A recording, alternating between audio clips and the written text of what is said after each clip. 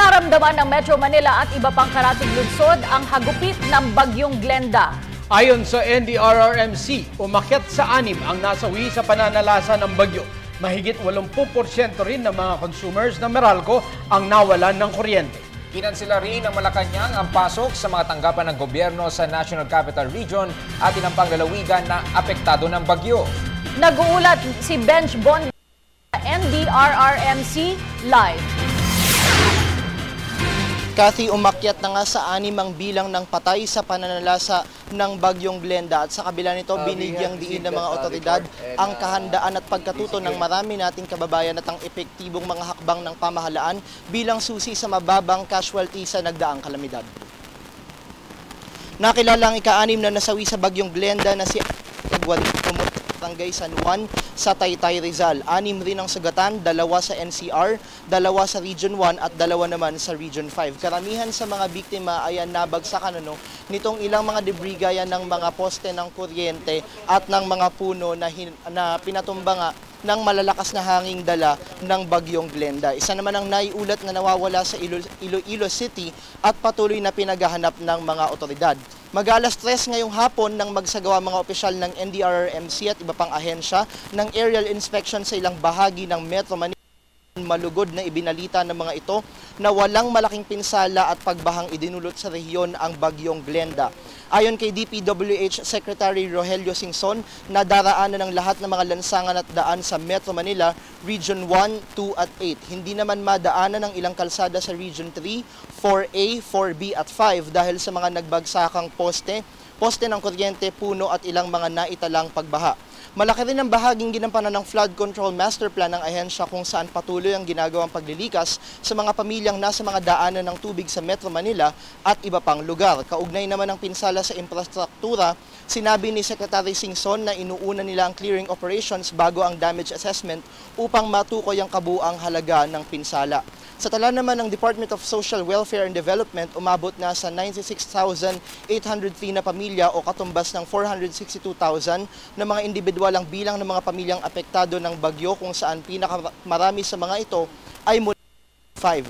Nasa 74,338 naman na pamilya o 409,401 na individual ang nananatili sa 532 evacuation centers sa Region 3, 4A, 4B, 5, 8 at maging sa NCR. Ayon kay NDRRMC Executive Director Undersecretary Alexander Pama, tila natuto na ang marami nating kababayan kung kaya't kaunti lamang ang naging bilang ng casualties sa bagyong Glenda. Ayon naman kay PCOO Secretary Sunny Coloma, naging susi rin dito ang maagap na paghahanda ng mga ahensya ng pamahalaan kaugnay ng naturang kalamidad. Narito ang kanilang mga pahayag. Pero, siguro mga significant na isang magandang na nakita po natin dito. I think one of them is yung kaalaman ng ating mga kababayan. Dahil sa karanasan doon sa nangyari sa Yolanda, kahit hindi naman po doon din nangyari ulit lahat, ang kaalaman po siguro ng ating mga kababayan sa buong Pilipinas na nakita yung epekto. Kung hindi naman ho tayo masyadong maghanda, walang preparasyon na maigi, pati na rin po yung hindi na magagawa ng mga kababayan yung dapat gawin, plus yung mga coordination. Ito na nga po ang ating kauna-unahang major typhoon for 2014. Major in the sense na naglandfall sa maraming rehiyon, umpisa sa Bicol, Mimaropa, Calabarzon, NCR, pagkatapos ay sa Central Luzon. Kaya marami na pong preparasyon ang isinagawa at ang importante pong factor sa ating kahandaan ngayon ay dalawa. Una, yung pong kahandaan ng ating mga local government units.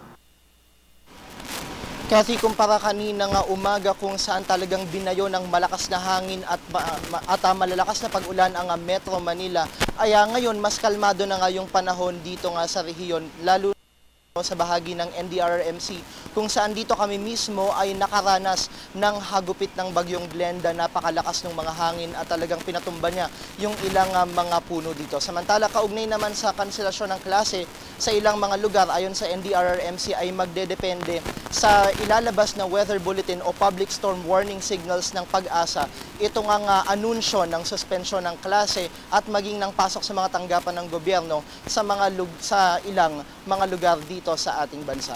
Samantala, yan muna ang latest mula pa rin dito sa tanggapan ng National Disaster Risk Reduction and Management Council kasama pa rin Unit 4 para sa Telebisyon ng Bayan, Benj Bondo. Benj, Yes, Kathy. meron ka na bang impormasyon kung ano yung mga lalawigan na nagdeklara na ng state of calamity?